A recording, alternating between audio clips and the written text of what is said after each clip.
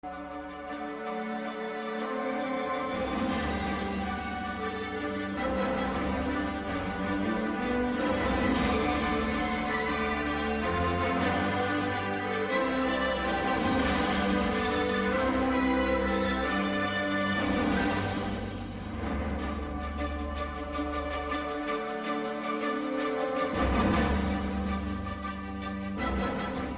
evening and welcome to the news at 10.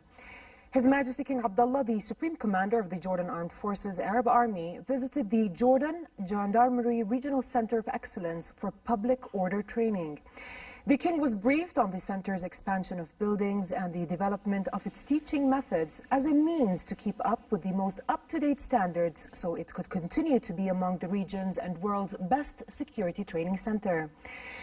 During his visit, His Majesty also attended a military drill dubbed the Safe Shield, which included live fire drills, drones, storming buildings and medical evacuation, which was implemented by a high-level gendarmerie unit. The King commended the advanced level of the Gendarmery Department, especially in the arming and training areas, and voiced his trust and pride in its units.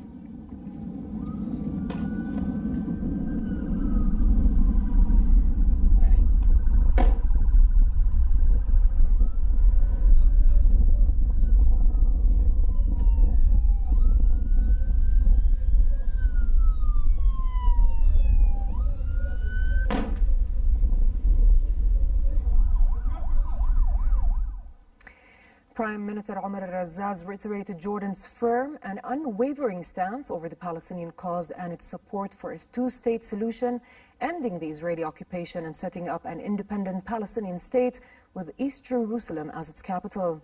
During a meeting with his Palestinian counterpart, Rania Razzaz also said that Jordan would like to increase its trade volume with Palestine to $500 million. He said the Jordanian government is working to further develop economic and trade relations between the two countries and create commercial and investment opportunities for Jordanian and Palestinian businessmen. Razzaz said that Jordan hopes to export a list of priority goods to the Palestinian market at a value of 500 million dinars annually and is currently working to rectify the Paris Protocol. He also cited a cabinet decision that allows access into Jordan via the King Hussein Bridge of containers containing products of Palestinian origin that are destined to Jordanian or other markets. Alhamdulillah, meanwhile, thanked the kingdom for increasing the number of scholarships for Palestinian students and called on Razzaz to hold the 6th meeting of the Joint Jordanian-Palestinian Higher Committee next year in Palestine.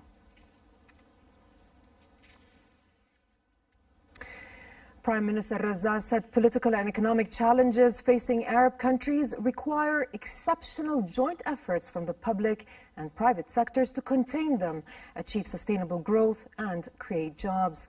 Speaking at the 42nd session of the Board of Governors of Arab Central Banks and Monetary Agencies, Razzaz said the meeting comes at a time of political, economic and social challenges facing Arab countries.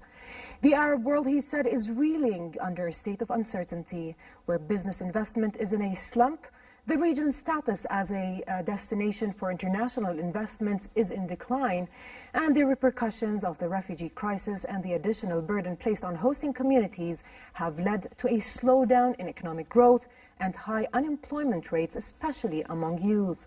However, he noted the significant achievements made by the Arab monetary authorities in keeping pace with global banking and monetary developments. Jordan, the Prime Minister said, also suffered from regional circumstances, but the kingdom had taken strides to improve its economy and put it on a path of recovery. The budget deficit, he said, dropped by 15% in 2017. He pledged to take the necessary measures to reduce the deficit to the GDP ratio to 1.8 by year's end. In its weekly session today, the Cabinet approved the exemption of agricultural production inputs from sales tax. The Cabinet also decided to reduce the general tax on corn from 10% to 5%. Moreover, it decided to abolish a 4% tax on poultry production and relieve the local agricultural production from the general sales tax which will only remain in force on imports. The cabinet also approved the agreement for rehabilitation and expansion of the water networks in Balqa Governorate between Jordan Water Company Miyahuna and Water Authority of Jordan.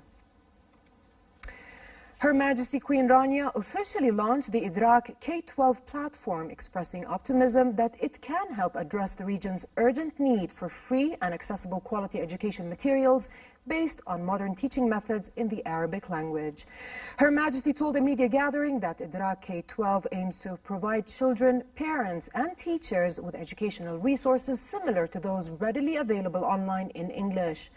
She added that education reform will not happen overnight, nor will it happen within a year or even within 5 years, but assured everyone that the internet is the one tool to help achieve this reform more rapidly.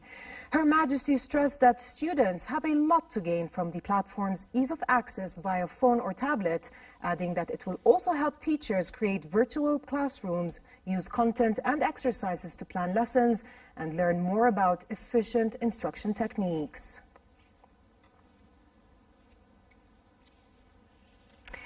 In sports, light winds allowed just 2 classes to complete races on the final day of the World Cup Series sailing event in Enoshima, Japan. British sailor Elliot Hansen took home the gold medal in the men's laser class, while Marit Bouwmeester of the Netherlands raced to victory in the women's laser radial competition out on Sagami Bay. Several medal races were cancelled due to the light breeze, including the men's and women's 470 class, giving gold medals to the Japanese team of Keiji Okada and Junpei Hokazono on the men's side, and the Dutch team of Aphrodite Kranako and Anne-Loes van Veen in the women's competition.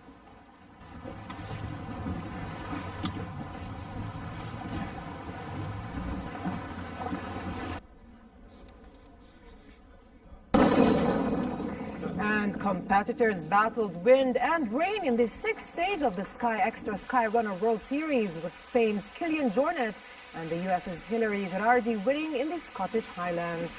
203 runners from 28 countries raced the course near the village of Kinloch 11 in western Scotland.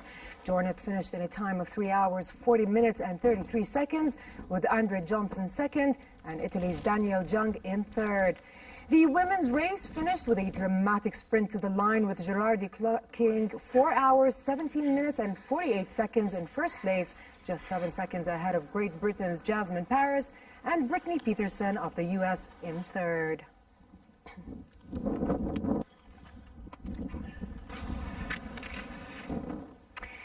And finally, the weather outlook. It will get cooler in the late hours, while tomorrow it will be moderate as temperatures remain slightly below their seasonal normal. The Jordan Valley, Dead Sea and the Gulf of Aqaba will have hot weather. Amman should expect daytime highs of 31 degrees and lows of 18, while Aqaba's highs reach 36 degrees and drop down to 25 at night. With this, we come to the end of tonight's news. I'm Dana Abushan. Thanks for watching and have a good night.